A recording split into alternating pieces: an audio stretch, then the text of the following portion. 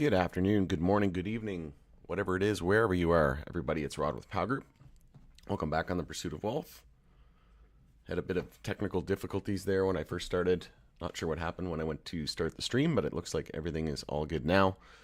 If someone could just type into the chat, let me know everything's coming through as expected, audio, all the visual. That would be greatly appreciated. And we'll give it another 30 seconds or so for people to jump on, and we'll get started with today's live stream. If you're joining us, let us know where you're tuning in from and if you can hear me okay. Chadwick, Silver Sage, how you doing? Spiky likes. Hello, hola. Hello, boys and girls. Hello, Serge. Thanks for joining the live stream. All right, we're going to get started with today's content and live stream. Sounds good. Perfect. Thank you very much. Did anybody watch the announcement? So that's what we're going to do here today and through this live stream. Cleveland, Ohio. Nice. Welcome. All right. Well, without further ado, let's get started. I want to try to keep this video as short as possible, but essentially we're going to go over the budget hearing today with Ann Milgram. This is the first time. So she's the administrator of the DEA. This is the first time she's commented on rescheduling, and she said she won't comment, but there is some words that we can dissect, and overall this is a positive in my opinion, but she basically said that it's ongoing. So we had some FUD out yesterday, which we'll bring up here in just a moment, but before we get to it, make sure to smash the like. It helps support me in the channel. If you're new, you can subscribe, tick the bell, all that good stuff, and you'll be notified on any future videos or when I go live. As always, this is not financial advice, and you should never buy or sell anything based on anything that I say. This is for entertainment purposes only, and I'm not a financial advisor. You can also follow us over on X, formerly Twitter. The handle for that is @GroupPow. Going to be using that as my platform of choice going forward. So this was the budget hearing today, fiscal year 2025 request for the DEA, and this was with the Honorable Ann Milgram, so Administrator, Drug Enforcement Administration. So in this hearing, it was like, basically mostly centered around fentanyl, which we know there's I think over 100,000 deaths, which is way too many. One's too many, and this is and MJ's on Schedule 1, so it's just almost ridiculous to be even like talking about it. But they were talking about that mostly during the hearing, but. There was an article here. So DEA administrator did not sign off on MJ rescheduling order, prohibitionist group says. So I mentioned that yesterday. Kevin Sabat, the head of SAM, so Smart Approaches to MJ, he said that Ann Milgram did not sign off on the rescheduling order. He said that, basically he's not saying that it won't happen or it's not happening, but he said that this was something that hasn't happened before. And a lot of people were speculating, well, does she even need to? And at this point, it doesn't look like she does, right? So they go in this article, they go on about how she did not sign off. And then they did mention that there was going to be a hearing today as well in this. So that's how I knew. But I just wanted to bring up. So it said that it might have been a lower ranking DEA official is the signatory. So it could be that case. And then let's just see where it said budget. Yeah, so Milgram is scheduled to appear in the congressional budget hearing on Tuesday morning to discuss the agency's finding request for fiscal year 2025. So it's interesting timing that we had that FUD come out late yesterday with the opposition group, Sam and Kevin Sabat. And, like all the mainstream media that was covering it, and I've done a video on that, but you can check it out. I don't want to sound like a broken record or repeat myself, but I'm going to play the clip here in just a moment in case you're wondering. But, all the FUD that we've had, all the, mainstream media companies that are covering this, all of the CEOs, all of the influencers, like, the DOJ, and she even came out today and said that it's ongoing. So, it's happening. It's just FUD, right? So don't listen to anybody else. It's ongoing. Exactly what we would expect is happening. So we'll run through it here. And then there's a long road ahead for U.S. MJ rescheduling. So they talk about in this article from Green Market Report how it could take up to 7 years. So we'll see. I don't really subscribe to that, but they say it could take up to 7 years to go into effect. But again, the FUD train continues, right? as we mentioned, we got many stops still left on this FUD train, and more than likely going to be lawsuits and things like that. So I wanted to bring up these video clips, and it's got subtitles on here as well, because one gentleman's like super low when he speaks. So if you're wondering, that's not my software or on my end, it's actually on his end. I'm not even sure how she could hear him, but maybe it was just something with the live stream transmission to the digital. I don't know. Maybe there's a different speaker in the hearing room where they are, and they can hear it, but it's a different line coming to the live feed, right? So we'll go through this here, and then we'll give some comments. Let me know your thoughts and opinions on this as well as we go through it. Before I close, I imagine that you have read press reports regarding the DOJ proposal to reschedule marijuana. Because the formal rulemaking process is ongoing, and my role in that process is to determine the scheduling of drugs, it would be inappropriate for me to respond to questions on this rescheduling matter. I also want to take a moment and offer my deep thanks to every member of the subcommittee for the work that you do on this National Fentanyl Awareness Day. The men and women of DEA are working tirelessly every day to defeat the cartels and save American lives, and we all thank you for your support in fiscal year 2024. The threat continues, and the work continues. Thank you. All right, so, heart goes out to those that are impacted by, fentanyl and anybody who has struggled with addiction from that. But, at the end of the day, how many people have died from, consuming MJ? And it's almost ridiculous that we're even, talking about that and having MJ on Schedule 1, right? And then I made a post on X today that, if we get rescheduling to Schedule 3, we have to get MJ banking, right? Imagine MJ would be on the same schedule as Tylenol, right? And imagine only being able to buy Tylenol with cash. Like, that wouldn't make any sense, right?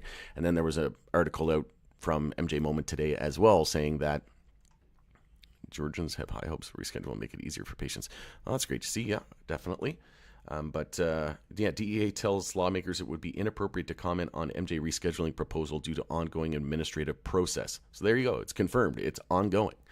And that just came out before I started the stream. And then right here, MJ rescheduling will make Republicans more comfortable voting for banking and other reforms, former GOP congressman says. So absolutely, right? And then if you haven't seen this, you can go through, and they posted the clip there. But this is essentially coming to you live, so I'll save you the hassle of going through and watching it. It was like over an hour long, I think, last time I checked, and it was still going, still live. So this is the next video that I want to share with you, and we did have somebody else comment during the questions, so we'll go through this here as well. Just one moment. Mr. Persberger. Thank you. Okay, well, first thing, I understand DEA is recommending a reclassification of marijuana as a less dangerous drug. Is that correct? Congressman, under the Controlled Substances Act, there's a formal rulemaking process for scheduling or rescheduling controlled substances. That process is ongoing. The next step in that process will be a notice of proposed rulemaking and then an opportunity for public comment. Because DEA is involved very much in that scheduling process and the DEA administrator is personally involved in it, it would be inappropriate for me to comment on it at this time. My home state of Maryland allows for adult use cannabis to be brought and sold under a licensed regulatory framework. Without fully descheduling cannabis from the Controlled Substances Act, there will be inherent conflicts between federal and state law. With whatever direction you recommend, I urge you to strike a balance between exercising your federal oversight and enforcement responsibilities while preserving each state's ability to determine for itself the best approach to cannabis. Now, what's happening in Maryland is working well, and we want to preserve each state's ability to determine for itself the best approach to cannabis. Can you talk about the impact this recommendation will have? Thank you, Congressman. Again, I can't get into details since this is an ongoing regulatory matter. I appreciate your comments. Thank you. Okay, also, about fentanyl. At the beginning of the year, DEA had a huge bust of pills laced with fentanyl here in D.C. region.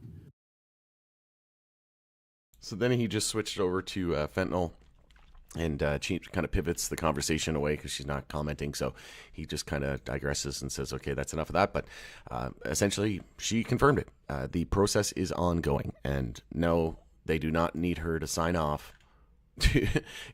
like, okay, what Kevin Sabat and Sam said, okay, maybe it wasn't necessarily false, but it certainly spread the wrong intention, right? The intention was, oh, hold up a minute, something's wrong here, right? That was what he was trying to articulate, in my opinion, is he was trying to basically say that, oh, she didn't sign off and create FUD, create this fear, uncertainty, and doubt that, oh, it might not happen, right? And he could even have said that. He said it in a comment. He said, he's like, I'm not saying it won't happen or it's not happening or whatever. He's just saying, pointing, calling, basically being Mr. Obvious and Captain Obvious. But either way, he definitely shouldn't have done that, in my opinion. That was just, he lost all credibility with me. I instantly unfollowed him, blocked him. I have no interest to hear what that person says. And Sam is against MJ legalization. So essentially, Kevin Sabat and Sam's smart approaches to MJ, they hate the American people and they hate America. So that's all I need to know. And I will be tuning out from following Sam or Kevin Sabat. That's just my own prerogative, and everybody else can make up their own. But essentially, due to conflict of interest, she's not going to comment. But the fact that she said it's ongoing and it's going through the process tells you everything we need to know. And then there was this article here from Green Market Report. And by the way, that guy was the one I was talking about that was super low. I have no idea why. Everything else was like super loud and clear, but this guy, and he was very clearly by his mic, so I don't know why it's not coming through, but that's why I brought up the subtitles so that everybody could see it. But here's the article from Green Market Reports, a long road ahead for U.S. MJ rescheduling. So again, the FUD train continues. We'll just take a next stop at the next FUD station. But anyway, rescheduling MJ could take up to 7 years to go into effect if the rule is challenged. So as the U.S. DEA takes its first step in reclassifying MJ drug status, the stage is set for traffic on the road ahead. The proposed rule, which aims to reevaluate MJ's current classification, blah, blah, blah, is now under review by the Office of Management and Budget, so OMB. So the important work ahead in the process to reclassify MJ, which is unique given MJ is botanical, non-FDA approved substance that has been long misclassified as a Schedule I drug, despite voluminous evidence of its medical use and relative safety. Sean Hauser, a partner at Denver-based Vicent LLP, told Green Market Report. So according to Hauser, the process roadmap could look like this. So you got the OMB review up to 90 days. The Office of Management of Budget analyzes the proposed rule before returning it to DA for publication to the Federal Register. Public comment period could take 30 to 90 days. Stakeholders provide input and request an administrative hearing. Administrative hearing for several months to a year if granted. The DEA is granted a hearing. Evidence can be presented in a manner similar to the standard court proceeding, focusing on DEA's scheduling recommendation. The timeline for this hearing will depend on various factors. And because of how long this could take to play out, and Morgan Fox, and political director at Normal, and I interviewed him a couple of days ago. If you haven't seen that, you can check it out. He said it could take multiple years as well. But one thing I've been saying on this channel for a while is we need to be ready for a surprise. I said Schedule 3 was definitely going to happen, but a small chance that we get descheduling as well. And then the CAOA was reintroduced, which would effectively legalize it. He mentioned as well, like leaving it up to the states in this video here as well in that clip. So, that kind of reminds me of, Nancy Mace, the States Act. We could potentially see descheduling. Like if this is going to take this long, maybe this is going to get the Congress. Maybe this would motivate Congress to get something done and actually deschedule it, similar to what Germany and Canada just did. And Germany's looking to ramp up Pillar 2, so they're not going to want to get left behind, in my opinion. Plus, we have the North American Free Trade Agreement and the NAFTA, and then. They're going to want to get something done before the election, right? Because otherwise it would just be false promises and it wouldn't look good for them at all, in my opinion. So then it would go through a DEA review, several months to over a year potentially. They'll review all the information provided on record, including evidence presented during the hearing. There's no statutory time limit for this stage, and the volume of comments expected could significantly impact the timeline. Then we have the final rule, effectively 30 days after publication. The DEA issues a final rule, which becomes effective 30 days after publication of the Federal Register. And then we have the judicial review, 1 to 3 years if challenged. So agreed parties withstanding can seek judicial review of the final rule, potentially adding 1 to 3 years to the process. So again, you can check out that full article if you want to read the end of it there. But yeah, like I said, it's just FUD train continuing. like I said, this time it's different. We have the FDA, we have HHS, the whole department. We have the FDA basically saying there's no reason to delay, right? So at this point, I think it's pretty much a done deal. It's either we're going to get, I'm very confident, over a 90% chance that we're going to get either Schedule 3 or descheduling. And I think as time goes on and we see this process unfold, the chances of descheduling happening are going up each and every day. And then, like I said, with all these, with the election coming, with Germany looking to fast track Pillar 2, the U.S. isn't going to want to get left behind. They never have to be first, but they definitely don't want to be last, right? And essentially, we could see other European countries follow suit, other states, right? We're seeing, Florida potentially adult use legalization, Ohio coming online this month. We have Pennsylvania and other states as well, right?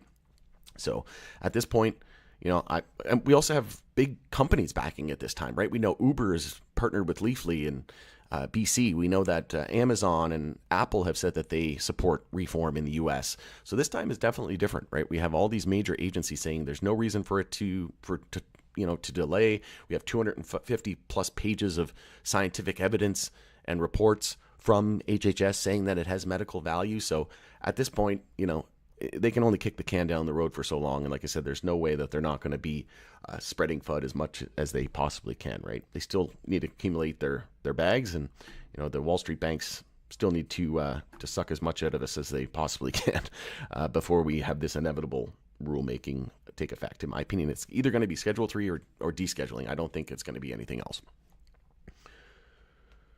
And then ultimately, if we do get Schedule 3 approved and enacted, then the end goal is going to be descheduling. Like it's going to be treated like alcohol and tobacco. 3 out of 5 Americans say it's safer than alcohol and tobacco, right? Like alcohol and tobacco should be on Schedule 1 way before MJ, right? But I'm going to try to keep this video a little bit longer. Tylenol 3. I'm not sure on that one, Harry, but you can buy, whether you can use a credit card and buy any type of Tylenol or any kind of, prescription, right? So the fact that, MJ would be on the same schedule and you can't use a credit card and it's all cash business, that doesn't make any sense to me. So I think banking uplisted to the NYSE and the NASDAQ. We know that I just did a video on it. If you haven't seen it, the NASDAQ's warming up to Canadian companies with U.S. exposure, which means they could potentially allow U.S. MSOs to uplist. And Curaleaf said they were already in discussions with a U.S. major exchange on exactly that subject. So we could see, like I said, chain of events. We get announcement of Schedule 3, then we see banking uplisting to the NYSE and the NASDAQ, get the Wall Street banks position, then we get Schedule 3 enactment or descheduling. But I think the most likely scenario is Schedule 3 enactment and then descheduling, with a very, very small chance that they bypass Schedule 3 altogether and deschedule. But I think the most likely scenario is Schedule 3 enactment, then descheduling. So I guess we'll have to wait to DEA's announcement in June, 2 months of comments this summer, and then the elections with the landing carrot. Well, I just brought up the part here. So they say it could take up to 90 days for OMB review. I don't think it'll take that long. I think they'll be, like, Biden's been, the Biden administration's been really hounding them, and Kamala Harris and Joe Biden have been telling them, like, come on, we got to do this. And you can sense the urgency around it, right? And the FDA saying there's no reason for them to delay. Like, all this stuff makes very, like, it matters, right? The words matter. And basically there's a very high urgency on this right now. So the fact that there's a high urgency tells me that they're going to try to speed this up. And then look at Germany trying to speed up fast track implementation of Pillar 2, right? So that phase 2 of their legalization rollout. So I think time is of the essence here. And then, public comment period, 30 to 90 days, and then administrative hearing, and then DEA review, and then final review. So it could take a while. I think June would be, sometime before the elections, you would think. The whole DEA drug classification makes absolutely zero sense. Yeah. Literally the exact same FUD flooded social media a couple months before descheduling here in Germany. The parallels are widely similar. Oh, absolutely. It will take years. It won't pass. Someone will appeal. Yeah, now they're fast tracking it, right? Friggin' liars. Nothing, some pushback here and then they went.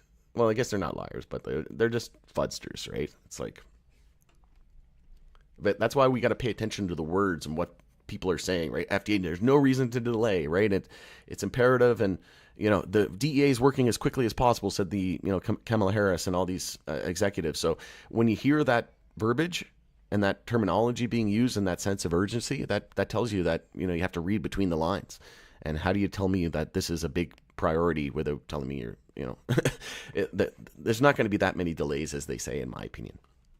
And like I said, just use your brain. What's the most likely scenario? They're gonna probably want to get something done before the elections, right? Yeah, they got pushback here and there, and then it went through. Same thing will happen in the U.S. within the next 5 months. Yeah, I agree. Xanax and Valium considered Schedule 2 and should be at least Schedule 3 or 4, in my opinion. Yep. Won't comment because she don't want to pop our stocks off today. Listen to her overlords, I'm sure. Yeah, you bet.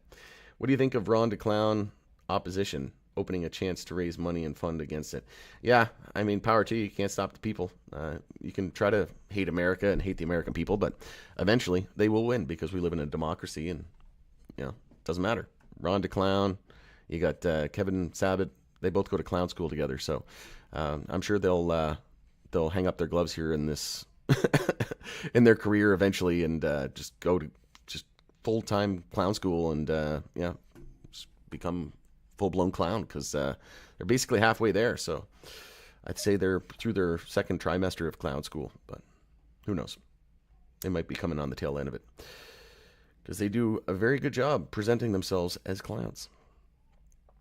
Biden will make it happen. Yeah, I think so. Like I said, it's got to happen, in my opinion, before something has to give before the elections, or else no one would vote for them.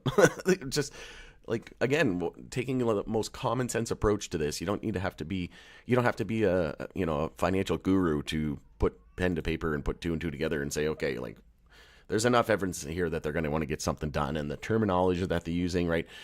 They're working as fast as possible. DEA or FDA says there's no reason for the DEA to delay. So, going to wrap it up here. Trying to keep the video a little bit shorter today, this live stream. And hopefully this video was helpful. If it was, smash a like if you think I earned it today, and share the video with anybody that might find value.